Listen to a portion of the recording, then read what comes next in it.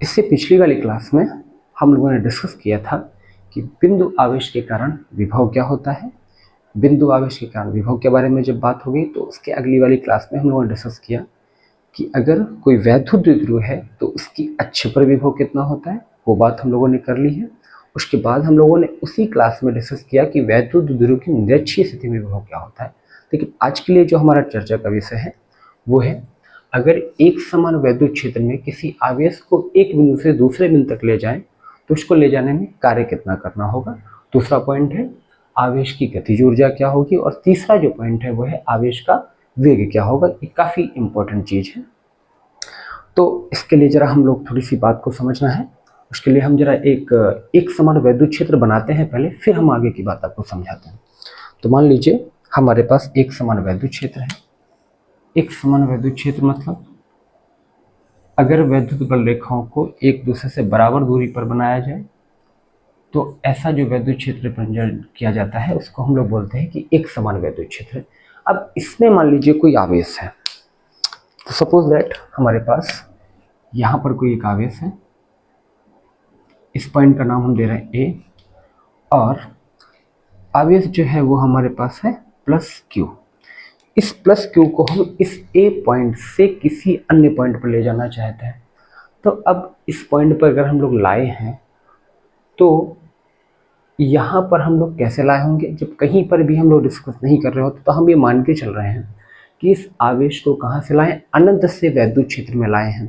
अनंत से वैद्युत क्षेत्र में लाने का मतलब ये है कि अगर अनंत से इस पॉइंट को वैद्युत क्षेत्र में लाए हैं तो यहाँ तक लाने में कुछ कार्य ऑलरेडी किया गया होगा, कुछ कार्य जिसको हम लोग बोलते हैं कि अनंत से किसी पॉइंट को अगर वैद्युत क्षेत्र तक लाया जाए तो जो किया गया कार्य होता है और उस आवेश का जो अनुपात होता है उसको हम लोग बोलते हैं वैद्युत विभव। तो ये जो आवेश है हम लोग मान के चलें अनंत से लेकर के आए हैं ताकि हमको ये पता लग पाए कि यहाँ का विभव क्या होगा।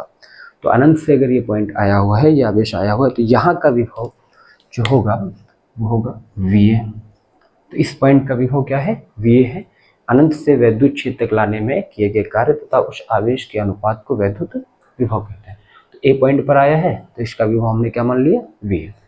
अब अगर हम इसको यहाँ पे ले जाना चाह रहे हैं किसी पॉइंट बी पर, इस पॉइंट पे मान लीजिए ये पॉइंट है बी, तो ए पॉइंट से हम आवेश को बी पर ले जाना चाह रहे हैं, तो कैसे ले जाएंगे। अब वहीं अनंत से ही हम कहाँ लाए होंगे, बी पॉइंट पर। तो अनंत से ही हम कहाँ पर ला रहे हैं इसको, बी पॉइंट पर। तो अनंत से अगर बी पॉइंट पर ला रहे हैं तो यहाँ का इसका विभव क्या रहा होगा, इसको अपन लोग बोल सकते हैं VB। तो दो पॉइंट हैं। अब हम लोग ये मान के चलेंगे कि ए पर आ गया और बी पर आ गया, तो अनंत से ही ए पर आया है और अनंत से ही बी पर आया है। लेकिन हम लोगों को जो कार्य चाहिए वो चाहिए ए टू बी जाने के लिए। तो ए पर आने में किया गया कार्य कुछ होगा समथिंग, बी पर आने में कुछ काम किया होगा कुछ होगा समथिंग, उसको भी मान ले रहे हैं। तो यहाँ पर आने में जो कार्य किया गया उसको हम लोग बोल रहे हैं WA, और यहाँ पर जो आने में काम किया गया उसको बोल रहे हैं WB। अब अगर हमको कार्य चाहिए ए से बी में जाने के लिए तो अपन क्या करने वाले, अनंत से ए पे आओ, अनंत से बी पे आओ। यहाँ आने में कुछ कम होगा, यहाँ आने में कुछ कार्य ज़्यादा होगा, तो हम लोग इनको आपस में ही घटा लेते हैं। तो ये क्या आ जाएगा जरा बताइए भाई, तो क्या आ जाएगा, कार्य कितना आ जाएगा, WB माइनस WA। किसको लाने में किया गया है, क्यू को लाने में। और ये जो होता है इसी को हम लोग बोलते हैं विभवांतर, आपको बता रखा है। तो ये क्या आ जाएगा, VAB माइनस VA। ए से बी पर अगर किसी एक बिंदु से दूसरे बिंदु पर किसी आवेश को ले जा रहे हैं तो उस वाले को हम लोग क्या बोलते हैं, विभवांतर। अनंत से ए पे आया, अनंत से बी पे आया, दोनों का कार्य घटा दीजिए और किस आवेश को लेके आए, तो ये व्यवस्था हम पहले से ही जानते हैं। अब इसको ना हम लोग क्या लिख सकते हैं, डेल्टा V।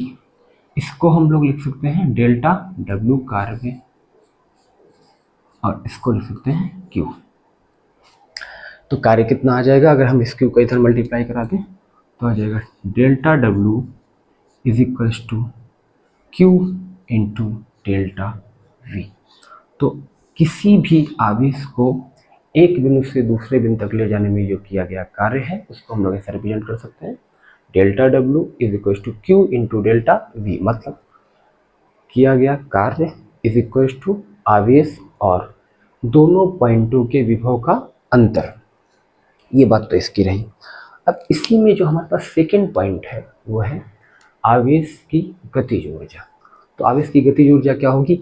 गतिज ऊर्जा की बात हम लोग तभी कर सकते हैं जब आवेश को इस इलेक्ट्रिक फील्ड में फ्री कर दिया जाए।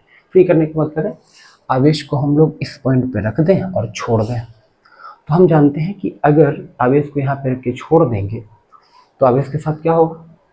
अगर प्लस चार्ज है तो प्लस चार्ज क्या होगा? यहाँ पर भी प्लस कहीं होगा, प्लस से ही वैल्यूएबल रेखाएं निकल रही होंगी। तो प्लस से अगर वैल्यूएबल रेखाएं निकल रही, यहाँ कहीं भी प्लस ही लगा रखा होगा, तो पॉजिटिव और इधर जो भी पॉजिटिव होगा उसमें होगा रिपल्शन। उसमें क्या होगा? मान लीजिए हम बना दे रहे हैं इसमें, यहाँ कहीं पर प्लस चार्ज है, कोई प्लेट वगैरह रखी हुई है, पॉजिटिव प्लेट, ओके। तो पॉजिटिव और पॉजिटिव में क्या होगा? रिपल्शन, जिसके कारण ये पॉजिटिव चार्ज ऑटोमेटिक अपने आप ही बी पॉइंट की तरफ जाएगा। फ्री है तो अपने आप ही जाएगा। तो अगर अपने आप ही जाएगा तो जो भी कार्य हुआ है ए पॉइंट से बी पॉइंट तक जाने में, वो कार्य, वो जो हमारे पास वर्क है, वो इस आवेश को मिल जाएगा काइनेटिक एनर्जी के रूप में। तो जो कार्य किया गया है यहाँ से यहाँ तक जाने में, वही कार्य किस में कन्वर्ट हो जा रहा है? काइनेटिक एनर्जी में। तो यही क्या होगा? Kinetic energy. तो हम लोग इसको क्या लिख सकते हैं? काइनेटिक एनर्जी क्या आ जाएगी? गतिज ऊर्जा वो आ जाएगी K इज इक्वल टू होता है half mv square. K is equal to half mv square. ये किसके बराबर होगा? तो जब यहाँ से यहाँ तक जाने में जो किया गया कार्य होगा वो क्या है आपके पास कार्य? Q into delta V। तो किया गया कार्य किसके बराबर है? प्राप्त हुई गतिज ऊर्जा के बराबर है।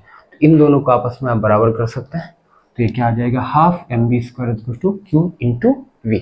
अब अगर हम लोग यहीं से, चाहे तीसरा जो पॉइंट हमारा है कि आवेश का वेग क्या होगा, तो यहीं से हम लोग आवेश का वेग भी निकाल सकते हैं। तो आवेश का वेग क्या आएगा? वेग क्या आने वाला है? तो इनको, इन दोनों को इक्वेट कर लीजिए। तो वेग क्या आ जाएगा? Half mv square is equal to Q delta V। ये जो V है ये है वेग के लिए। तो हम ऐसा करते हैं, इसको जरा हम चेंज कर देते हैं, इस V को ये नहीं बनाइए वरना मिक्स हो जाएगा। इसको कुछ ऐसा U की तरह बना लेना है, स्क्वायर एंड स्क्वायर। सो ये वेग है और ये आपका वोल्टेज है, वोल्टेज में चेंज। तो क्या आ जाएगा? 2 का उधर मल्टीप्लाई करा दीजिए। So V square is equal to 2Q delta V upon M, multiply में है तो इधर जाएगा डिवाइड में। तो V इज इक्वल टू क्या आ जाएगा? इधर स्क्वायर लगा है तो उधर रूट लग जाएगा, under root of 2Q delta V upon M। ये क्या आ गया आपके पास?